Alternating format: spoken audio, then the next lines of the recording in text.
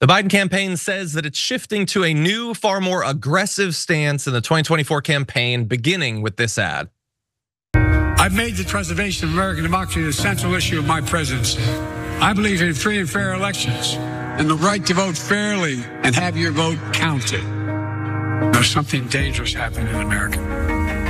There's an extremist movement that does not share the basic beliefs in our democracy.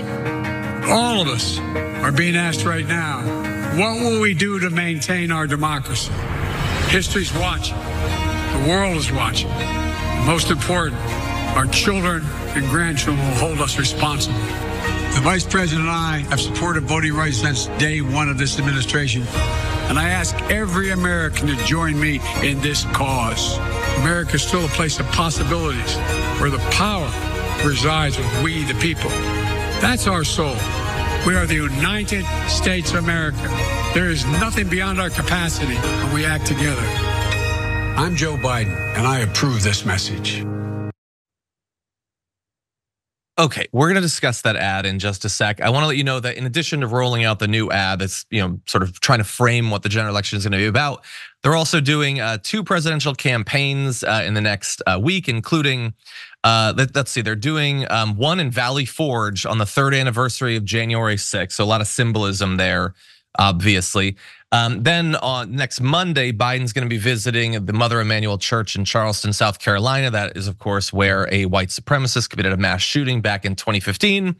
And it's expected that he's gonna be talking about extremism and political violence. So seeming to focus on the future of democracy, the rise of fascism, the opposition to having a free vote, extremism, political violence, and Vice President Harris is gonna be doing events in different states focusing on abortion access. So they had been kind of really quiet and inactive when it came to the campaign.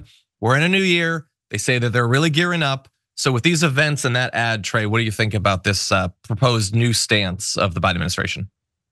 I mean, if the new stance is that, we should probably do something, in terms of campaigning, then I'm in favor of it. Because I agree with you. It seems like they haven't. But I don't know. I mean, we're going to see how it plays out. But it just feels like he and his administration can't get any credit for anything, even the things they genuinely have done. You know what I mean? For most of America, at least according to polls that we see and stuff like that. It's like people still think that like Trump was better for the economy and all that type of thing. It just doesn't seem to get through. And I don't know how you beat that other than, pounding the drum, reminding people of the things we've accomplished. And I do like framing it as like what the alternative is. You know what I mean? Like, hey, this is the reality you could face if you're not with us. Because to me, that feels like it should be a compelling argument. I know he also doesn't like to talk about Trump that much and everything, but I think he's going to have to. And I think they should, in addition to this type of thing, they should also just sort of try to illustrate to people, try to remind people like how insane every day was in this country, or at least it felt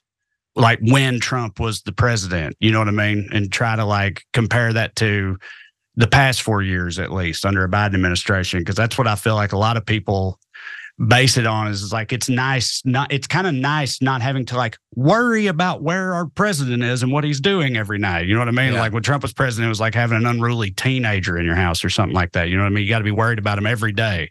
What sort of horrible thing they're getting up to. And it's kind of nice having a president who isn't like that. I think they should, make that an element of it too. Just really try to remind people, hey, this is what the choice is. All right. And it's stark and it's dire. But also, I don't know. Every election, it's always about like the people in the middle, the fence sitters and the moderates and stuff. And it's so crazy to me that in 2024 that there's this huge number of those people still out there, especially with these 2 candidates. You know what I mean? It's like, what do you need to see to make a decision between these 2? I just fundamentally don't understand these people at this point. So, God bless them. I'm right there with you. Trying to figure it out, but I don't know. I try to bear in mind, this is my job. I have to pay attention. Lots of people go, weeks without really paying attention. So I try to bear that in mind. At the same time, I just get mad because I'm like, you know who he is. You know exactly who Donald Trump is. What are you waiting to be told at this point? And I agree with you about that ad. I can already see, I kind of feel like they might have had an ad like this back in 2020.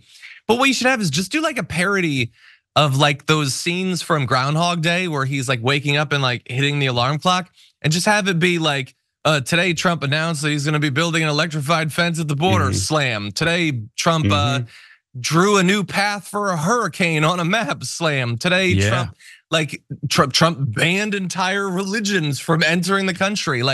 And then just say, remember what it was like? We don't want to go back there. Do something like that. I think that's actually a good call.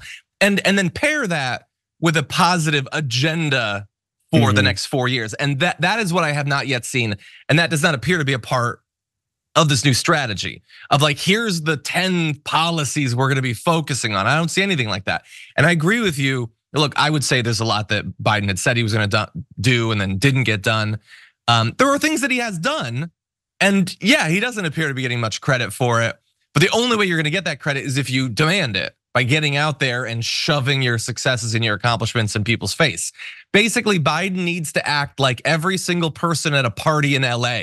Just don't stop talking about yourself. Just get up in people's face and just start talking about everything that you've been doing. So anyway, that'd be my advice. Any other thoughts? Yeah, that's a really good analogy with the party in LA thing, because I know from having attended said parties, a lot of times those people at those parties, they mostly just talk about stuff that will never actually, see the light of day anyway. You know what I mean? It's just things they want to do, things they're planning on doing, things they're working on, and then no one ever sees any of those. I've been guilty of that myself. So yeah, good analogy there. Also, they should hire you, I think, because I just threw out a general kind of idea for what they should try to accomplish. And then you immediately put that inside an actual concept for an ad that I think was really good. So I was impressed by that. You might have opportunity for another career here as like a campaign manager, marketing director or something, because that was pretty good. Or alternatively, we start a consulting firm. You're the ideas guy. I do the details. And we save democracy and Western civilization. What do you think? I think it's a lot of money in political consulting. That's right. And I never really had any idea what that meant or what they did until now. And now I feel like I've got an idea next to you. So. Yeah, we can. Now I understand it. And I also think that there is a lot of money in it. And it's always felt weird to me that none of it was mine. Right. Tell me about it. I think we should work on that. Anyway. Well, I think as somebody on the left all the time, I'm just looking around going where is George Soros at? I thought he was out here writing checks to all these. I'm out here doing propaganda for free. I get some of that sweet Soros money. What's going on? Why are you calling me 100%. up? Check out the Damage Report podcast each day, wherever you get your podcasts, whether Pocket Casts or Stitcher or iTunes. You can join me as I give you the news and stories you want, with a range of co-hosts and interview guests jumping in on the fun each day. Again, that's the Damage Report, wherever you get your podcasts. And if you get them at iTunes, don't forget to rate and review. Sometimes I'll read them live on the show.